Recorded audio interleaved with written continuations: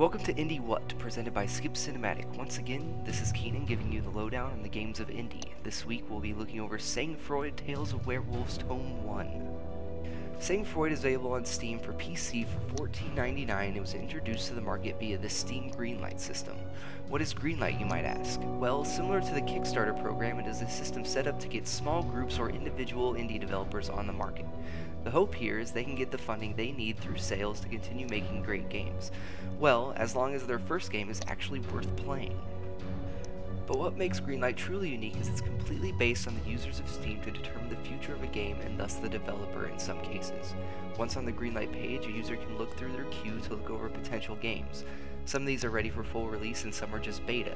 The game pages for these can include gameplay or release videos, screenshots, and a brief description. Generally, the more effort a developer puts into their presentation directly reflects how successful they'll be at getting votes. See, once you review a game, it's a simple choice of would you or would you not buy the particular game if it was available on Steam. If a game gets enough yes votes, then Steam puts it on the store for a modest price and generally features it on the front page of Steam for a varying length of time. So, now that you have an idea of how Sang-Froid came to be, I'll tell you if it's worth playing. Sang-Froid begins with you having to choose one of two brothers to play from. You have to make a decision between Joe O'Carroll, who is a hardy brute of a man excelling in melee combat. Picking Joe also defines the game as normal mode. However, for the more strategic-minded, you can pick the hard difficulty and play as Jack O'Carroll. Jack suffers from far less stamina and much less health, thus he is reliant on the use of traps over your mighty lumberjack axe. This brings me to the weapon loadout. Both brothers use the exact same weaponry, which is an axe, a single-shot musket, and the same variety of traps. The axe is pretty self-explanatory. You hit things with it. Traps are introduced as you survive days, and as new ones are introduced, you are given a quick tutorial video to show you how they are used. Some of these traps activate automatically, but some require player interaction or are triggered by the musket. The musket can be used to put a piece of lead into a werewolf's skull. However, after every single shot, you have to manually reload your next bullet, because that's how muskets work. So why are these brothers faced with surviving multiple nights from an onslaught of wolves and werewolves? Because Satan, literally the devil himself.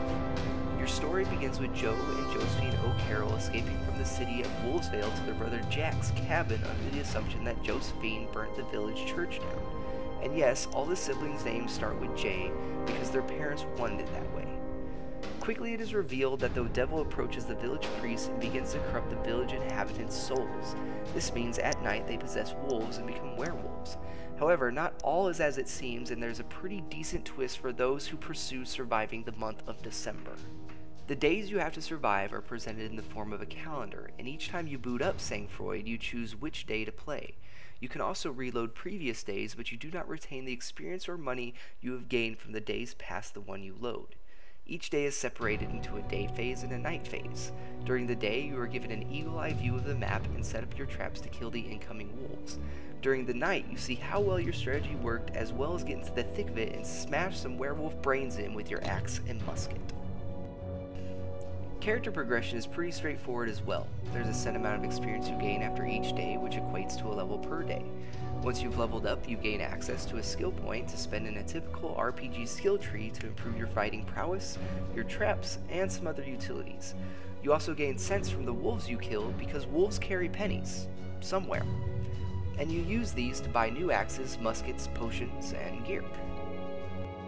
So in general, that's what Sang-Froid has to offer as far as gameplay is concerned, but on to the meat and potatoes. It's review time. I played the game as Joe and found the game frustrating and overwhelming at times. I did start a campaign as Jack and was increasingly more frustrated with how much he lacked in physical combat. For my impression, the hard mode really just is, well, here's a way weaker dude, but you get the same traps and the same amount of resources to place them. However, with a little determination and some trial and error, none of the days are too difficult of a challenge. But I did find that sometimes I would have to reload a day simply because the trap did not activate. Without moving the trap, but reloading, it would successfully kill the wolves I intended it to. This problem was most noticeable with the spike traps, as it requires 3 enemies to be on it simultaneously to activate. A small bug, but nevertheless frustrating. Also, when you get in the midst of a fight, everything you do relies on stamina. With your axe, you can perform a small 3-swing combo or activate rage attacks after a certain number of successful hits. You can also sprint and roll. but these all require stamina and you'll quickly run out and get ravaged by the wolves you are fighting. There's a neat feature called the fear factor, which shows that if you have a higher fear rating than the wolves you are fighting, then they won't immediately attack. This gives you the precious time to reload your musket or regain stamina, but after a few seconds the wolves' rating will increase and they will start attacking. Overall, this didn't flow as well as I think the developers intended, and I found I could only handle killing a couple wolves at a time. Which brings me to the story and the game environment. I was surprised that the game included voice acting from such a small indie development team, a whole 5 people, but sometimes it was too bad to overlook. The story can feel a little lackluster at times too, and doesn't have too much depth. Nonetheless, it does at least keep you playing the game, and players are rewarded in the end for seeing the whole tale through. The graphics belong in an early to mid-2000s game, but for me I could overlook that because of the indie genre where most animations are hand-drawn or sprite-based. It's nice to see indie developers pursue 3D modeling. And again, this game didn't have a huge amount of funding, but where some of the cinematics use 3D modeling, there are a select few that are hand-drawn. These particular cinematics I was impressed by and enjoyed looking at, even if the voice acting was still terrible. The best feature of the game was the music. I enjoyed every bit of the sound that came out of my speakers while I killed countless werewolves. I enjoyed it so much you might have noticed that I included a little snippet at the end of my last video.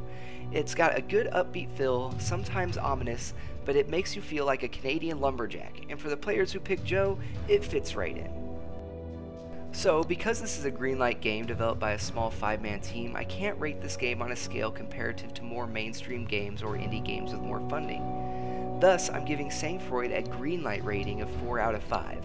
I know that may seem a bit high to some viewers for a game like this, but it's a good game with a unique take on strategy, RPG, and tower defense elements. It's a challenging game at times, and I did get a sense of fulfillment from completing it.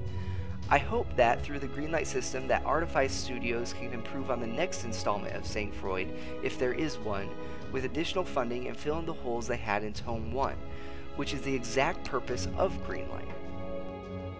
So, that's all I've got for you this time. Catch me again in the future where I'll review Don't Starve, a game I've been anticipating for a long time. It'll be a regular old blasty blast. So, until next time, I'm out.